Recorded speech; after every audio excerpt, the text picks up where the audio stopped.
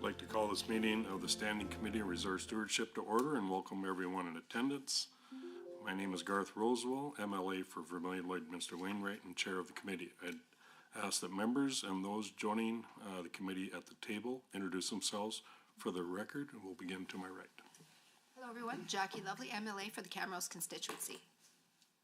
Good afternoon everyone, Brandon Lunty, MLA for Leduc Beaumont. Hi, I'm Sarah Hoffman, MLA for Edmonton Glenora. Don Zatoya, Jody Callahoo Stonehouse, MLA for Edmonton Rutherford. Good afternoon, Heather Sweet, MLA for Edmonton Manning. Good afternoon, Christina Steenbergen, LAO Communications. Ani Govindarajan, Parliamentary Council.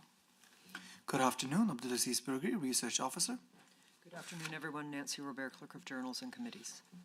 Good afternoon, Warren Huffman, Committee Clerk. Okay, we'll now go to those joining online. Please unmute and turn on your cameras. And now introduce yourselves as I call your names. We'll go to Member Dick. Good day, Emily Nolan Dick from Grand Prairie. Member Metz. Hello, this is Luann Metz, MLA for Calgary Varsity. Member Sear.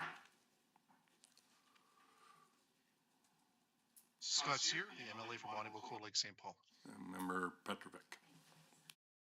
Chelsea Petrovic, MLA for Livingston McLeod. For the record, I will note the following substitutions, which there was lots. Mr. Lunty for Honorable Ms. Armstrong-Humanock, Mr. Sear for Honorable Mr. Bachenko, Ms. Lovely for Mr. Yao, Dr. Metz for Ms. Aljanade, Ms. Hoffman for Honorable Mr. Agan, and Ms. Petrovic for Honorable Mr. Hunter. A few housekeeping items to address before we turn to the business at hand. Please note that the microphones are operated by Hansard staff. Committee proceedings are live streamed on the internet and broadcast on Alberta Assembly TV. The audio and video stream and transcripts of the meetings can be accessed via the Legislative Assembly website. Those participating by video conference are encouraged to please turn on your camera while speaking and mute your microphone when not speaking. Members participating virtually who wish to be placed on the speakers list are asked to email or message the committee clerk, and members in the room are asked to please signal the chair. Please set your cell phones and other devices to silence for the duration of the meeting. We'll go to the agenda. Are there any changes or additions to the draft agenda? Ms. Sweet, go ahead. Thank you, Mr. Chair. It's more of a point of clarity. Under 4B3, we have communications plan.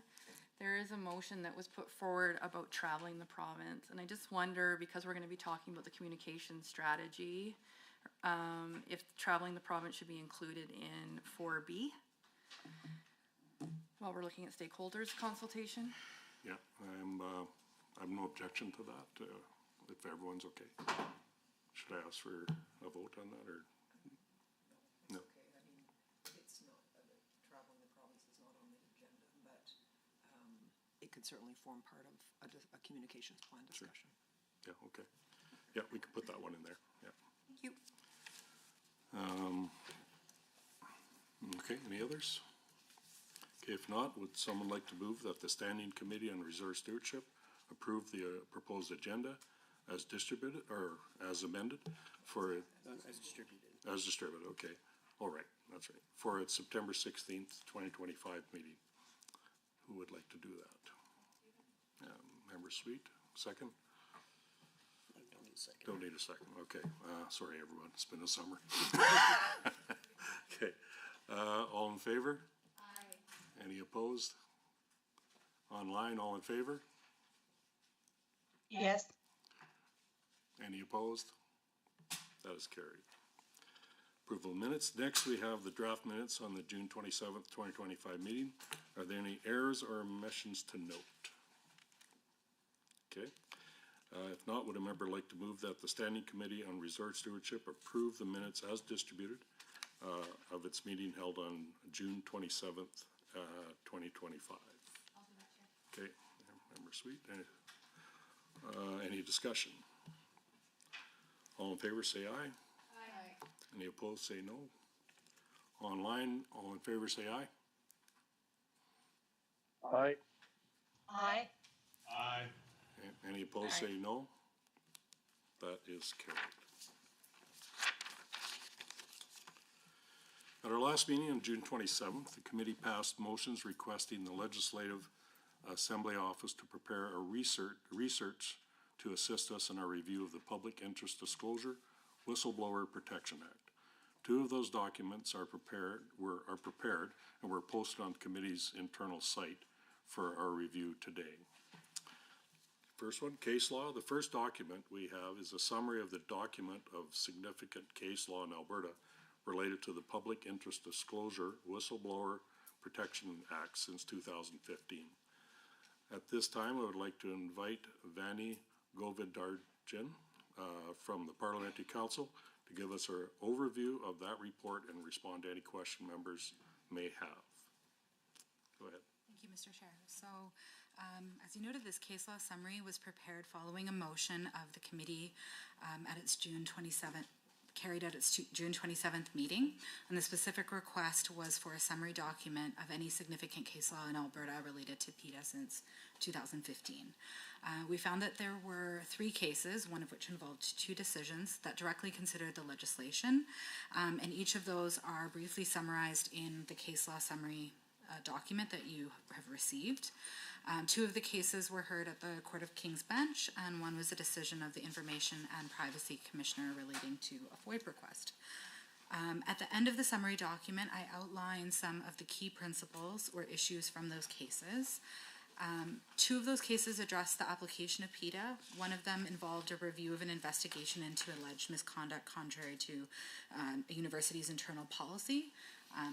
It was argued that the conduct did not, or argued that it should have been conducted, that the investigation should have been done under PETA, but the court found that the conduct did not fall within the definition of wrongdoing under the Act, which had a narrower definition than the university's policy. In the OIPC decision, one of the reasons that the investigation was not found to be an investigation under PETA was that it was not made by an employee.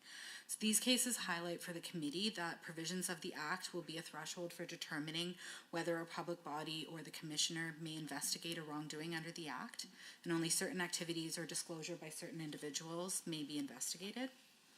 The other set of issues that was addressed in 2 decisions relating to one case were confidentiality and procedural fairness. Those decisions highlight that although confidentiality is an important aspect of the Act, procedural fairness may require the disclosure up to a respondent of identifying information of a whistleblower or witnesses in an investigation. So yeah, those were the key issues that came out of those 3 cases, and I'm not a technical expert on whistleblower legislation, but I'm happy to answer questions if there are about those cases. Thank you very much. Are there any questions? Member Hoffman, go ahead. Thank you very much, Chair Roswald. I guess to me, and I read the summary, I really appreciate this review that was provided for us.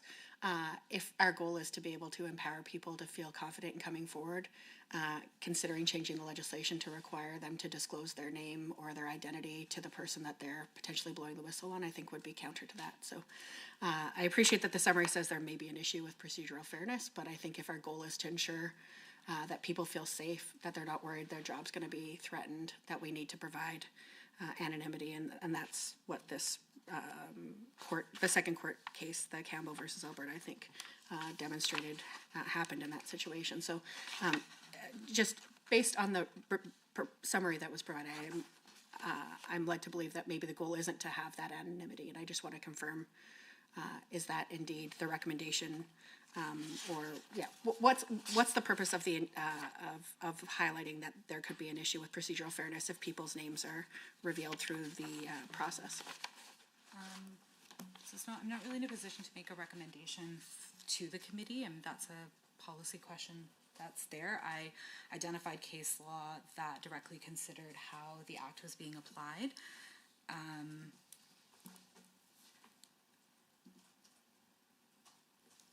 Thank you. Thank you. No, that's a fair answer. And just to clarify, it's case law within Alberta, no interjurisdictional case law comparators. Right. The request was for a case law in Alberta, so that's what the summary is. Thank you very much. Okay. Any other questions? Okay. Thank you very much. Govindar Jen. I'm going to get this. Govindar Rajan. Okay, I'll get better. Okay, the number 2, the next item that the LOA has prepared for our review today is a draft list of stakeholders of the Public Interest Disclosure Whistleblower Protection Act. This list was also made available on the internal site. Abdul Bagari from the LOA Research Services has joined us to speak to the draft list and then can respond to any questions. So, Abdul, go ahead. Thank you very much, Chair. I'm happy to give an overview of the draft list of prospective stakeholders that was prepared by Research Services. Before I talk about the contents of the document itself, I would just like to emphasize that this is a draft list. It is entirely the committee's prerogative to add, subtract, or alter this list. Now, within this list, we have divided the document into 10 sections. If you see, the first section is just the introduction. The second section includes the Government of Alberta departments, so this includes deputy ministers as well as ministers and premier. Section 3.0 includes the Speaker of the Legislative Assembly, members and constituency officers. Section 4 includes all offices of the legislature. Moving on to Section 5, this includes agencies, boards, and commission. This is on page 4. So if you see on page 4, we have a list of organizations. These are provincial corporations that the Act does apply to. However, we have included all provincial agencies, boards, and commission on the stakeholder list. There's one thing that I would like to highlight in this is that the list of provincial agencies is usually fluid in that there are public agencies, commission, and boards that are formed, or there may be some that may not exist anymore. We have updated this list by checking the Government of Alberta website as well as sort of checking with various government departments. However, once the committee approves this list, or if the committee approves this list, we will go back and make sure that we have up-to-date information regarding provincial agencies. Then Section 6.0 includes the health sector. There is, again, a list of organizations that we have on page number 5. However, we have included all public health agencies that are under a government department in this list. Section 7 is the education sector, so this includes post-secondary institutions. It includes early childhood service providers, primary and secondary schools. So we have included school boards associations who we'll be sending a letter to perhaps invite all school boards. In Section 8, we have labor organizations and unions. In Section 9, we have associations representing municipal bodies. And then finally, in Section 10, we have some think tanks or non-profit or non-partisan institutions that were either invited in the past or have sort of done some recent commentary on the public interest disclosure legislation. I do believe that is it for my part, but if there are any questions about the list, I'm happy to answer. Thank you, Chair. Okay, thank you very much for the report. Any questions? Go ahead, Member Hoffman. Yeah, a couple of questions and then a proposed amendment. I just want to start by saying how grateful I am. This list is clearly a great amount of thought went into it, reviewing prior presentations on this same topic, as well as looking at a number of the areas where there are, where things have evolved. Specifically, even I imagine since this document was created, Organ and Tissue Services has now been renamed to Give Life Alberta. So I just will note on the record, I'm not proposing an amendment, but under 6.0, the last bolded stakeholder mentioned there, Organ and Tissue Services, I will note that it's my intention that that be inclusive of Give Life Alberta, the new agency that was just announced, I think last week, maybe 2 weeks ago now. So that's a great one. And then we did, Mr. Chair, submit a couple of motions that I think possibly could be combined through a few amendments into this one so that we don't need to deal with as many motions, because my intention with stakeholders, and I hope it's the intention of all members, maybe we should clarify that through discussion and if you believe a vote is necessary, is for these to be people that we seek out information from, that they're stakeholders. We want to make sure that they don't just read the newspaper and maybe respond with a written submission, but that we ask them potentially if they'd like to present to us and share more information about how this could apply to them. So, for example, when I submitted a motion, which was called number 5, I think rather than going through my whole motion, I think we can just amend this stakeholder list by adding the 2 that I don't think are included from that motion, which is just the primary care networks. And if it's the belief of the table that the PCNs are actually included in this stakeholder list, then we don't need to add it if that's the consensus of those who are making the submission. But I didn't see how they fit into this proposed list. And then the other one was just Cancer Care Alberta. I know it says agencies, boards, and commissions. I just want to make sure that they're also included in agencies, boards, and commissions. They were just the 2 that were from my proposed motion that I think could be just included as clarification or sub-amendment, as an amendment to this motion that we're considering. And actually, I should clarify, do you need a mover to accept this motion? I think they're just checking right now. Yeah, they're just gonna respond here, so we'll, Yeah, so if you notice, we do have Cancer Alberta in this. It's in the list of health sector on page number 5. So just want to reflect that. Cancer care. Yeah.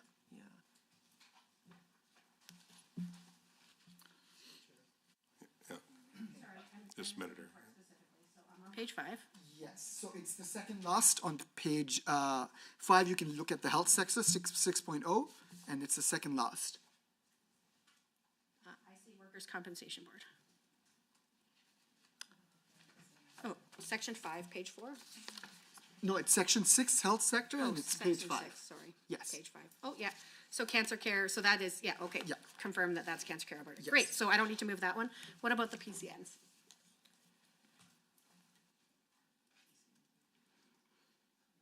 Guess Primary Care Alberta is included, but PCNs. Yeah, so the one thing that's in the act, it is that usually service providers are included in the act, but they're not defined. So I'm not sure if they'd be covered under that or not, but currently service providers is not defined under the act. So might I move an amendment that the list include an invitation to primary care networks to also present, as this would impact them potentially? We'll have to get unanimous to allow it to happen here at this time. Oh, right, just majority, sorry. Like it's, like, yeah. Here's my argument to that. Okay. If you accept my one amendment to just add this one thing, then we don't need to debate my whole motion, which is on notice. That's my argument. Yeah, well, we do have to make a motion to put it in, right? Yeah. Member Sweet, go ahead. So, thank you, Mr. I think I need a point of clarity for this. So, the stakeholder list that is currently being presented to us as of right now would be used for requesting written submissions, I would think. This is not about providing oral submission to the committee or invite. So this is a broader conversation than I think maybe my colleagues' motions around asking people to come to present. The one other question that I have is when we were listening at the last meeting, with the new structure created under Alberta Health Services, we actually have some corporations that are going to be established that aren't set out in regulation as of right now. Could I get clarity, please, around whether or not they are entitled to be invited to speak at this point, or are they outside of the scope of health services or agencies, boards, and commissions? Sure, I can speak to the current requirements that exist. So there was some amendments made to, I believe, the Regional Health Agencies Act, and it became the Provincial Health Agencies Act. And so the current requirement is, I believe, that all provincial health agencies, regional health authority, or provincial health corporation that fall under the Provincial Health Agencies Act would be included under PIPA. Oh, sorry, PETA. Unfortunately, we don't really know who these organizations would be. So there's not a lot of clarity in terms of who would fall under it. But yes, as per the change in the Provincial Health Agencies Act, all provincial health agencies, regional health authority, or provincial health corporation would fall under PETA. Sorry, Yeah, go ahead, yeah. Thank you, Mr. Chair. And thanks, Abdul. I'll just try to add a little bit more context if I can. What we're trying to do, because public agencies are a very fluid group, the researchers are working very, very closely with the public agency secretariat to get their most current list every time an order in council is passed to create one. We checked with them just last week and had some correspondence with them. We will be checking with them again today when this meeting is over to ensure that every public agency on the books is included in sort of an Excel spreadsheet that we will send out. Does that help? I think, I think we're kind of in a weird zone right now, just because we're not quite sure, based on what the Public Interest Commissioner told us last meeting, about whether or not they qualify or not. And so I think that's where I'm trying to understand whether or not we know if they qualify or not at this point. Because of that sort of that uncertainty, we've decided that perhaps the approach we would suggest to the committee is that we just invite all of them to make a written submission, and then if they're not actually covered under the act, that's fine. That's better than not offering an invitation and finding out that they are. Thank you. Yeah. Just one small comment to further provide context. Like Nancy said, it's not clear what these specific definitions are, but as you can see on page 5, we have said that we are inviting all public health agencies listed under government departments. So if there's a public health agency listed under department, we will be sending them a letter if the committee approves this. PCNs as well then? Those are private, yeah. So we'll, we should deal with this motion to ask for permission to move the motion to add that had PCNs. Okay. I have some wording for a motion to request to put one on the floor that wasn't on notice. Can you look at the screen and tell me if that matches what you were looking for? So far, yeah. There it is.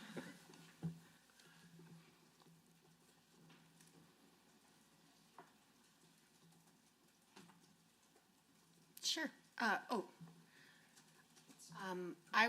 I would recommend that we just say the primary care networks instead of primary care network. Yeah, because there's a variety of them. So just take out the word Alberta and add the before primary, please.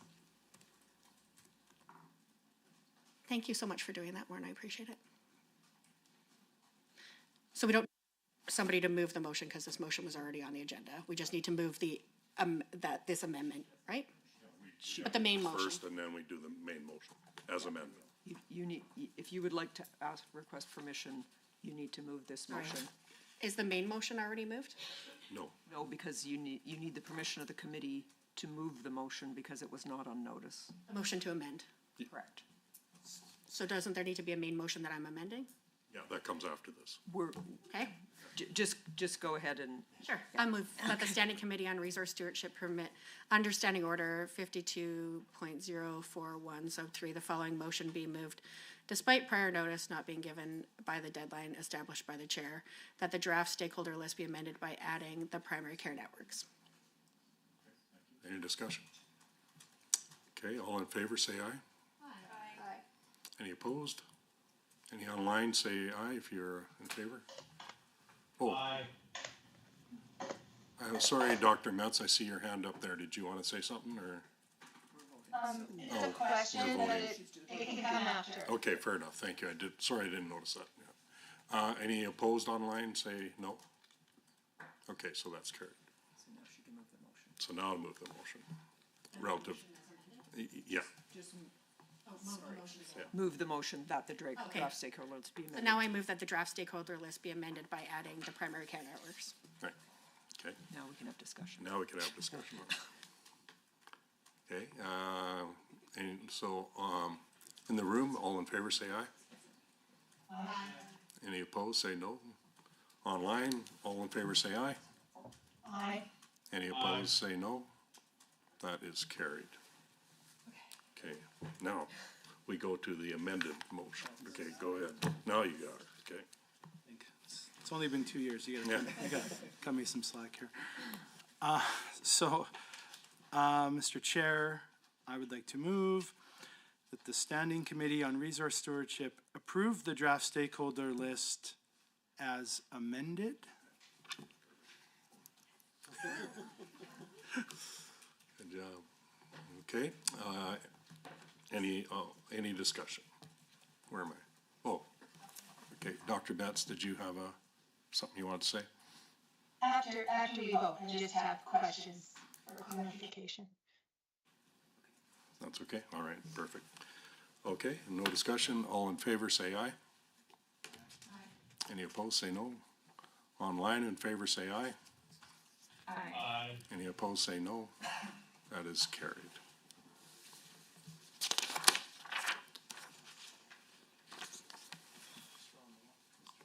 Let's go ahead. I'd like to move another motion that as part of the committee's review of the Public Interest Disclosure Whistleblower Protection Act, the Standing Committee on Resource Stewardship, A, direct the Legislative Assembly Office to prepare a draft communications plan and news release to invite public submissions. Oh, I think it's a different motion. I was on a roll. Yeah, I just gotta get to this part, the written submission one, right?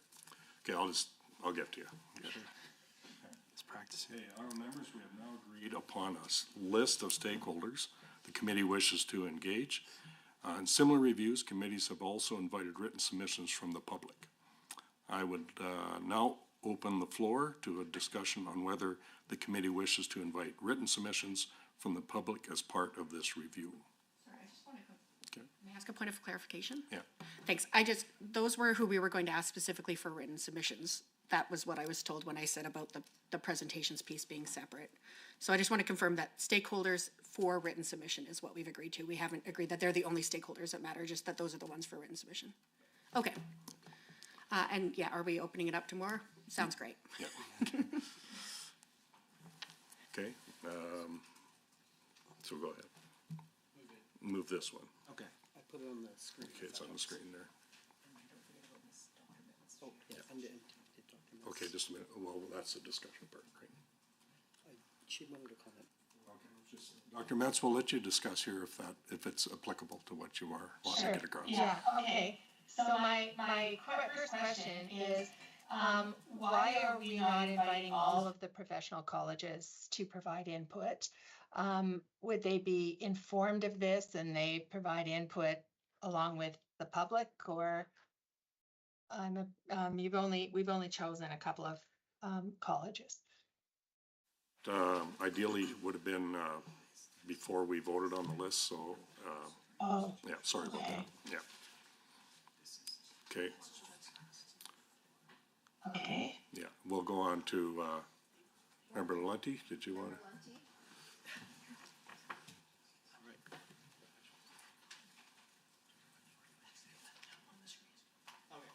I'd like to move that the Standing Committee on Resource Stewardship invite written submissions from identified stakeholders and the public as part of the committee's review of the Public Interest Disclosure Whistleblower Protection Act with a submission deadline of 4:30 p.m. on October 31st, 2025.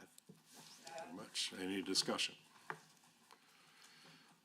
Okay, go ahead, Member Sweet.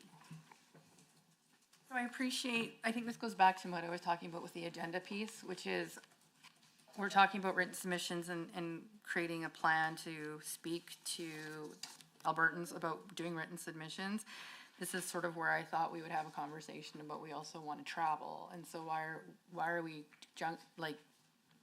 why do we have this motion going forward when we haven't discussed the fact that we might need a communication strategy and or plan around if we're going to travel the province?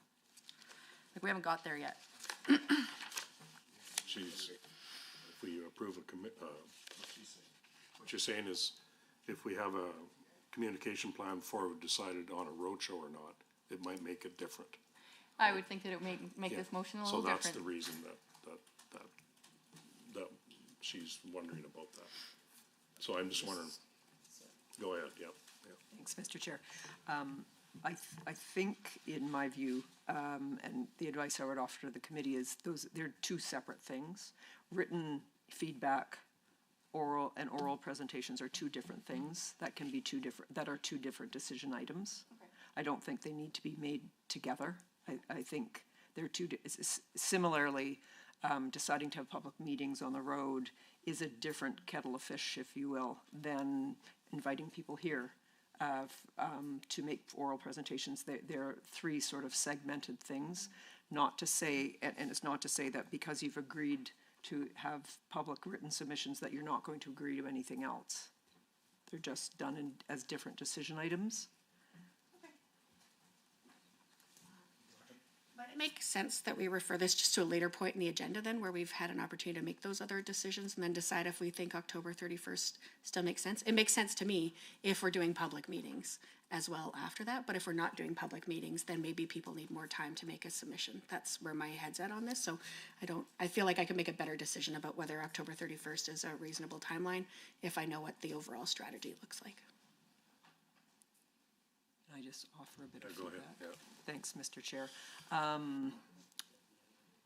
What I can offer you in terms of sort of the thinking in suggesting that date is, in the past numerous years when I've been sort of involved in these reviews, we tend to keep the written submission period about 5 weeks, because if we find that if it's much longer, people forget about it and they don't engage as much.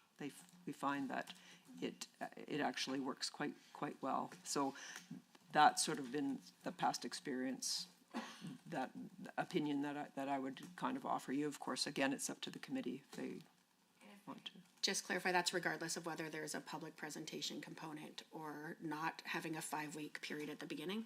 Correct, yes. It's quite typical for committees to do the written feedback portion and then make a decision on whether they want to hear more and hear orally. They often wait until they've received the summary of submissions and reviewed the submissions to find out what other things they want to know about, and therefore then make the decision to invite an oral component. And is there precedent that the inverse has happened as well? I'd have to look. Typically, like the vast majority of cases I've been involved with, we do written submissions first as a starting point. Thank you. Any other discussion? Okay, if not, we will go to the motion. All in favor in the room, say aye. Aye. Any opposed, say no. Online, all in favor, say aye. Aye. Any opposed, say no. That is carried. Okay, communication plan. It is common practice to engage the services of Legislative Assembly Office Communication Services in developing a communication plan to alert and engage the public with respect to our review of the Act and invite written responses from the public. I would like to call upon Christina Steinbergen from LOA Communications to discuss the advertising options available. Thank you, Mr. Chair. So I'm going to kind of focus just on the written submission piece until the committee can decide amongst themselves how to move forward. But in previous years, we do just stick to a low-cost social media campaign that just pushes people to the website to encourage people to put in their written submissions. So we will have a written submission form. We will put out a media release. And we do have some credits available, so we could do some boosted social media ads, probably between $500 to $2,000, depending on what the committee would like to do. Generally, if you spend about $1,000, you can get a pretty good boost for those submissions. Apart from that, we can offer an e-card that we can send out to members who can then send that to their constituents. That will also have a link to the written submission piece, which will again be updated on our website. And then of course, if you wanted to do more specific targeted advertising on the social media platforms, we can look into that and put some more money into it. And then of course there's other higher cost items that we can do, such as newspaper ads, extra promotion online, and more targeting advertising. Thank you very much. Questions? Go ahead. I have a question. Yep. The question I have is, which social media would you be engaging in? Facebook, I'm guessing. Would you be on X, and what other platforms? Yeah, thank you for the question. So the platforms that the LAO currently uses is X, which is Twitter, YouTube, Facebook, and Instagram. Generally for committees, we do find that X gets the most attention. But we do get a lot of people from there, and Facebook would be the second most attention getting one that we use. Any others? Okay, are there any comments, questions, or motions to be brought forward in relation to the creation of the communication plan? Member Lenty. All right. I think I tried to read this one earlier. This is probably a better time. So I would move that as part of the committee's review of the Public Interest Disclosure Whistleblower Protection Act, the Standing Committee on Resource Stewardship, A, direct the Legislative Assembly Office to prepare a draft communications plan and news release to invite public submissions, and B, authorize the chair to approve the plan after it has been distributed to committee members for their review. Any discussion? I just don't see a timeline. Did I miss that? It'll have to be pretty quick is all I'm thinking. If the deadline's if the deadline's 6 weeks from now, it'll have to be, yeah. Well, I go ahead. Sorry, if I may, Yeah. Mr. Chair. So I can have a draft communications plan to the chair probably by the end of this week because of the time constraint, and hopefully get the advertising going by the beginning of October, which will give a full month. And 5 weeks is usually standard, did we hear?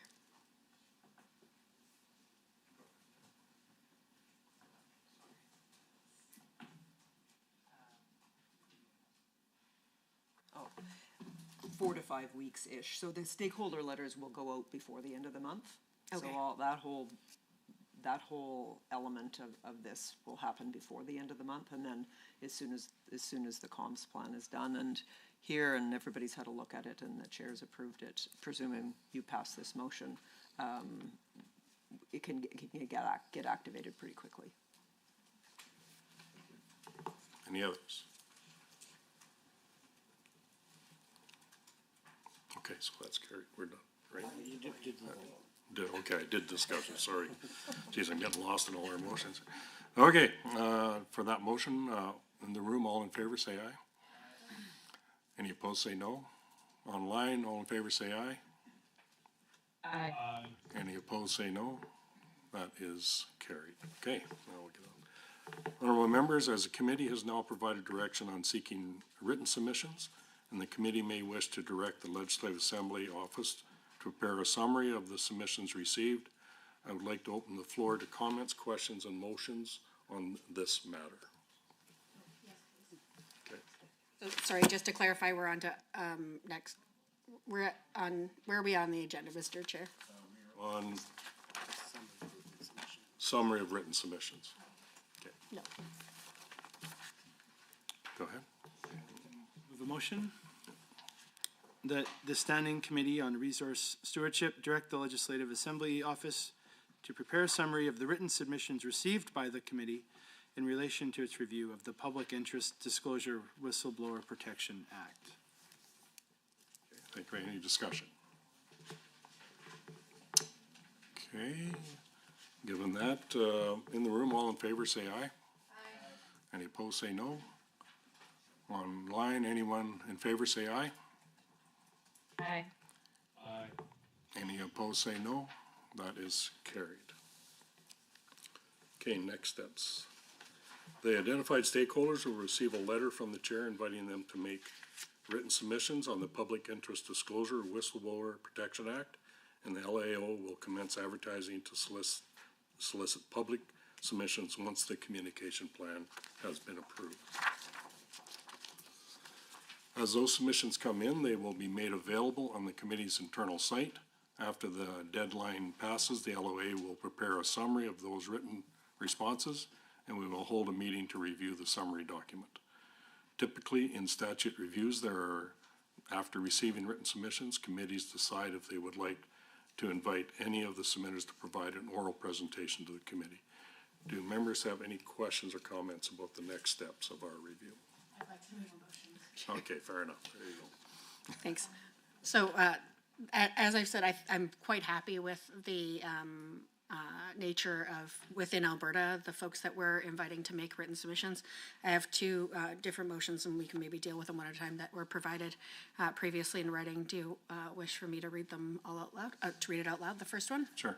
That the Standing Committee on Resort Stewardship invite, as part of the committee's review of the Public Interest Disclosure Whistleblower Protection Act, the following organizations and individuals to present they're just organizations, but individuals within those organizations to present at an upcoming committee meeting. So the Ministry of Hospital and Surgical Health Services, Acute Care Alberta, Alberta Health Services, Covenant Health, Ministry of Primary and Preventative Health Services, Primary Care Alberta, Primary Care Networks, Ministry of Mental Health and Addiction, Recovery Alberta, Ministry of Assisted Living and Social Services, Assisted Living Alberta, Cancer Care Alberta, Give Life Alberta, also known as Organ and Tissue Services, Emergency Health Services Alberta, Ministry of Treasury, Board and Finance, and Ministry of Infrastructure.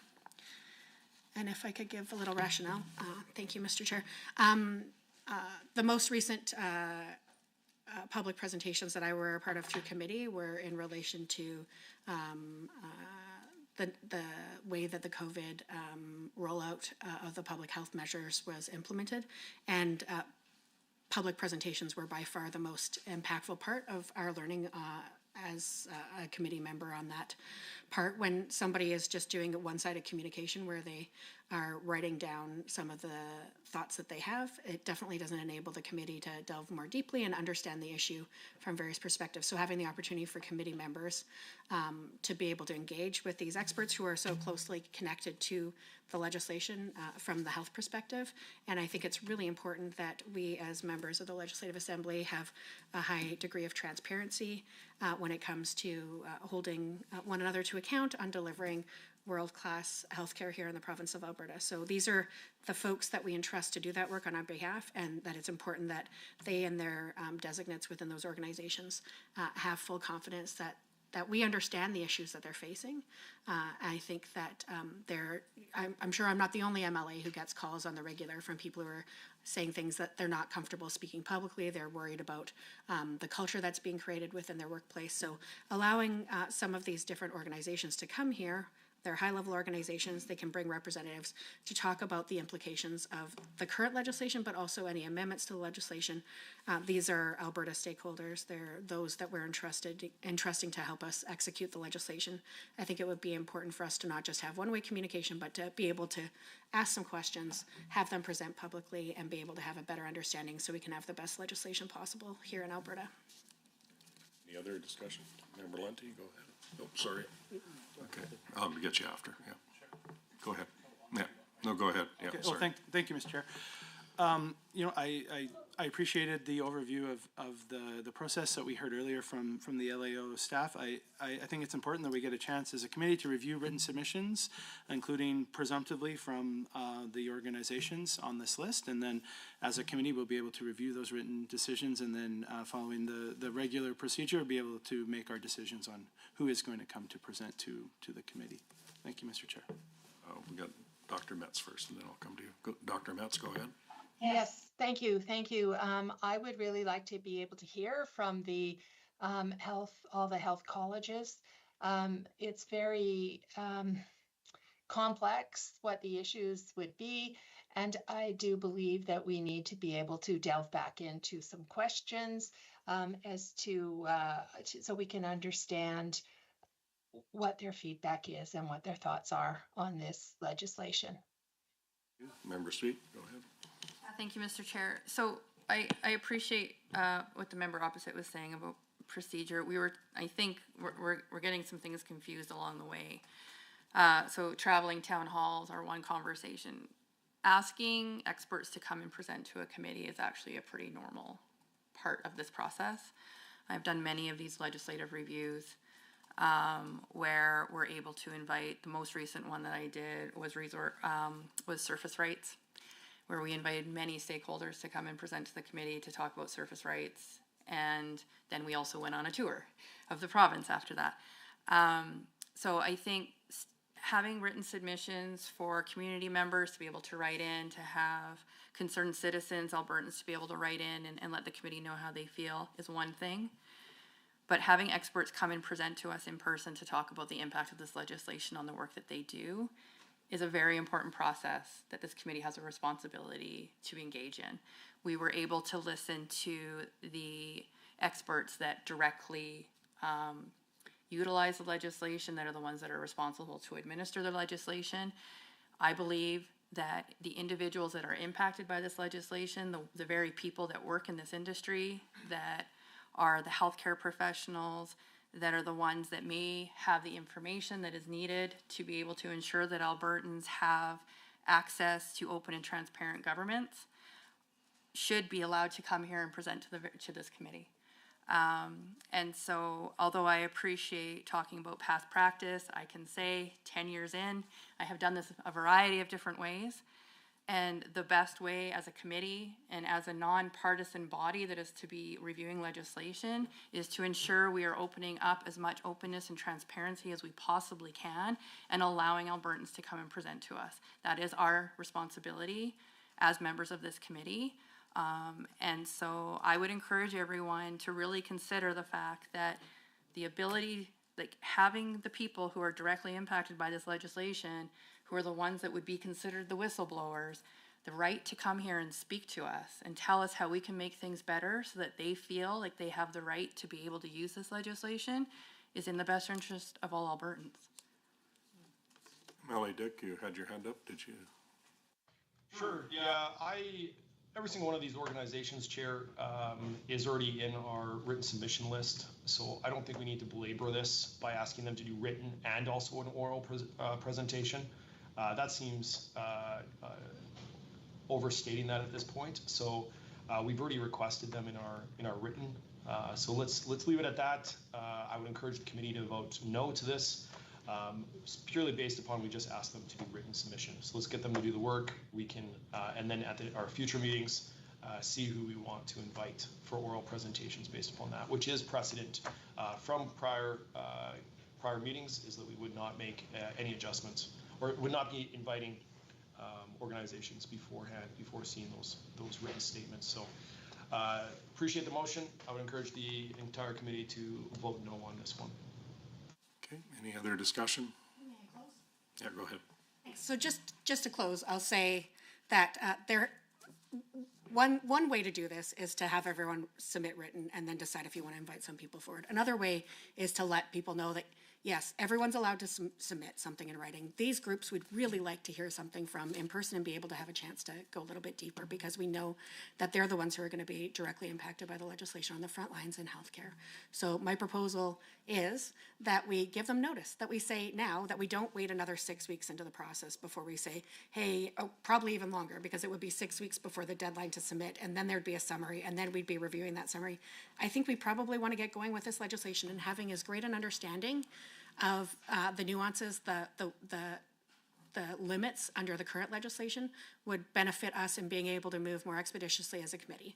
So my proposal remains to tell these groups that we want them to come and have an opportunity to engage with us on this. And obviously they can provide something in writing. Usually presenters do have something prepared in writing, but it gives them more notice to be able to align their schedules, our schedules, and to be able to do this work. Ideally, I know that many of these committees try to meet when the House is sitting. That appears to be a very limited number of weeks in the upcoming year. So I think us being able to proactively ask the LAO staff to help us engage with these groups, to have them ready to come and present at a time that works for the committee and for these groups is just respectful and a more efficient way to deal with everybody's time. So my motion still stands, and I hope that the members too want to hear from the public and folks who right now often feel muzzled and want to be able to support all of us in delivering on our mandate of strong public health care here in the province of Alberta. Thank you, Mr. Chair. All right, we have Ms. Robert has a comment. Go ahead. Thanks, Mr. Chair. I just wanted to just offer this to the committee, just so, I don't know if it helps at all, but the stakeholder letter that the chair will send to all the stakeholders does mention that the committee may decide to have oral presentations, and to please indicate if you have any interest in coming and speaking to the committee. So the concept of oral presentations is introduced in the invitation letter. I don't know if that helps at all, but it's just a bit of added information. Yeah, I appreciate the information. Thank you. Hello? Yeah, go ahead.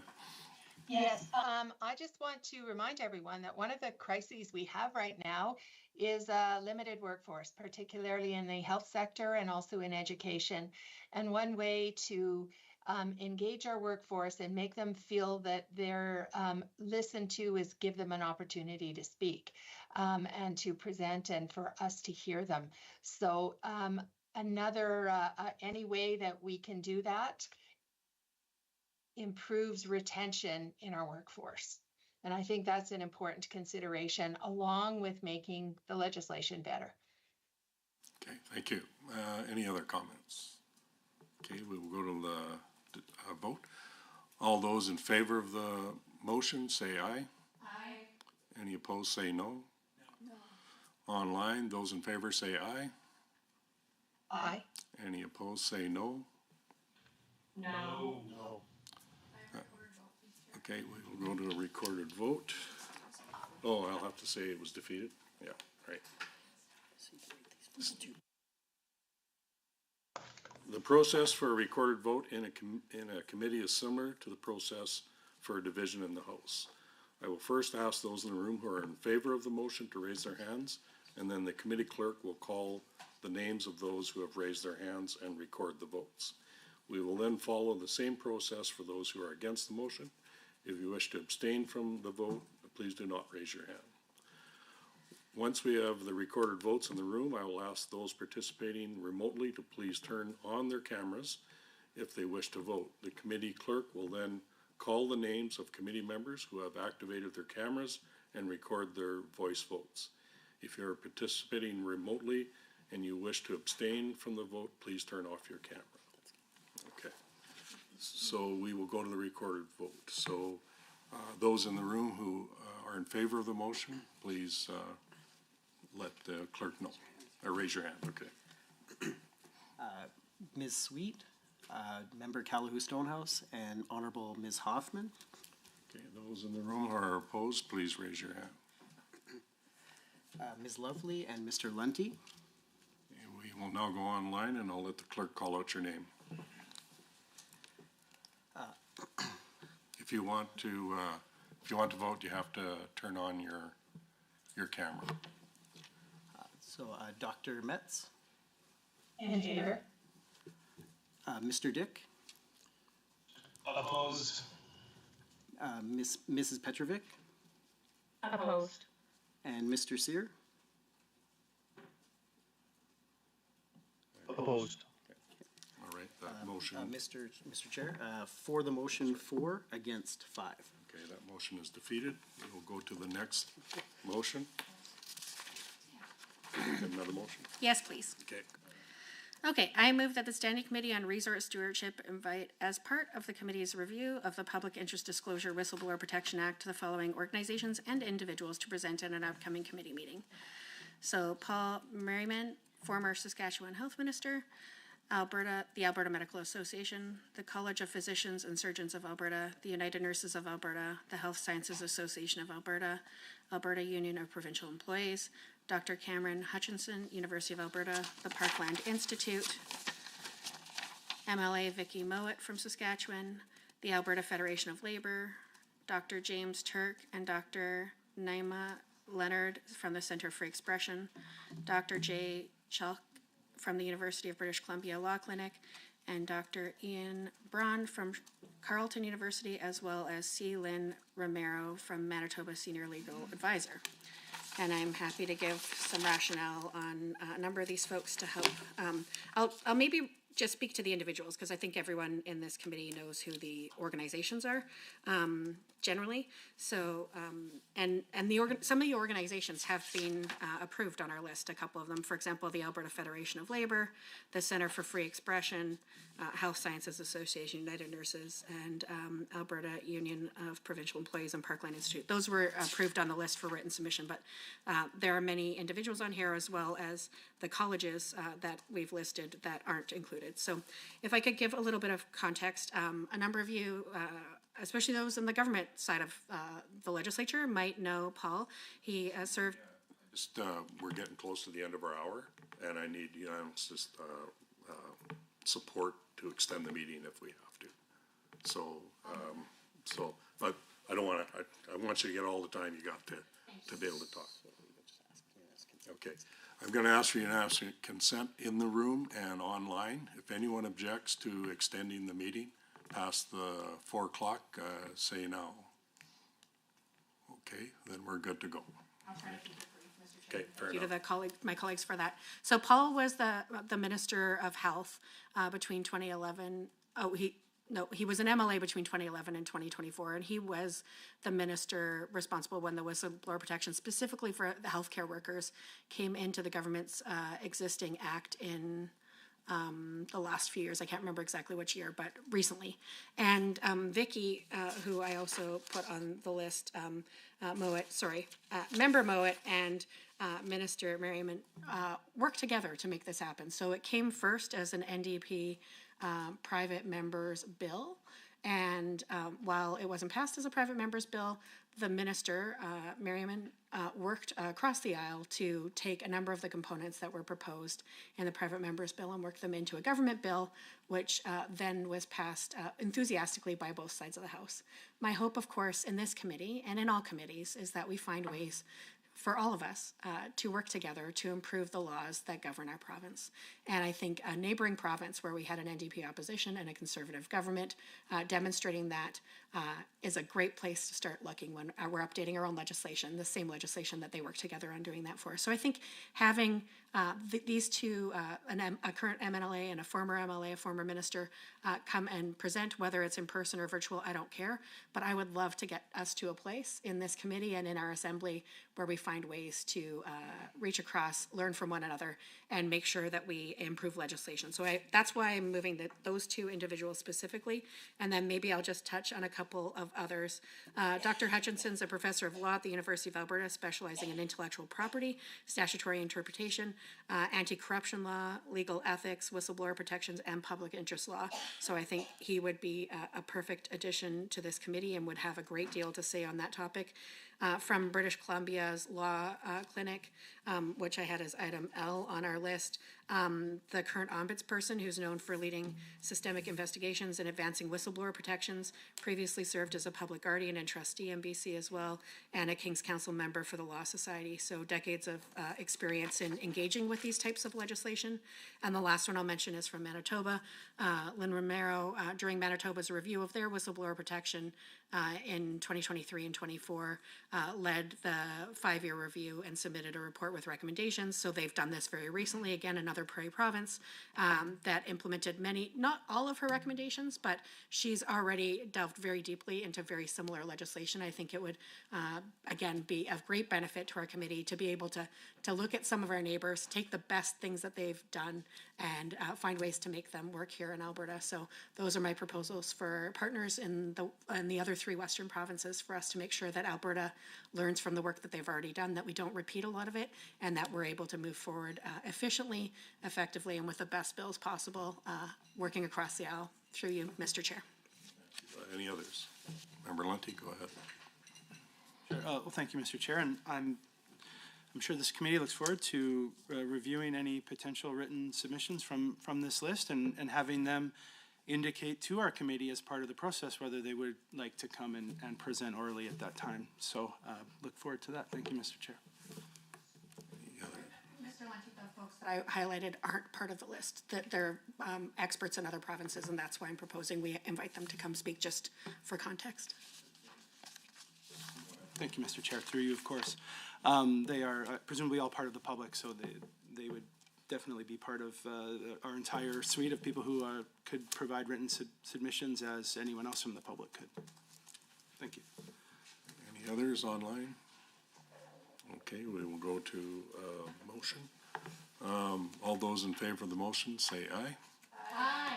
Any opposed say no.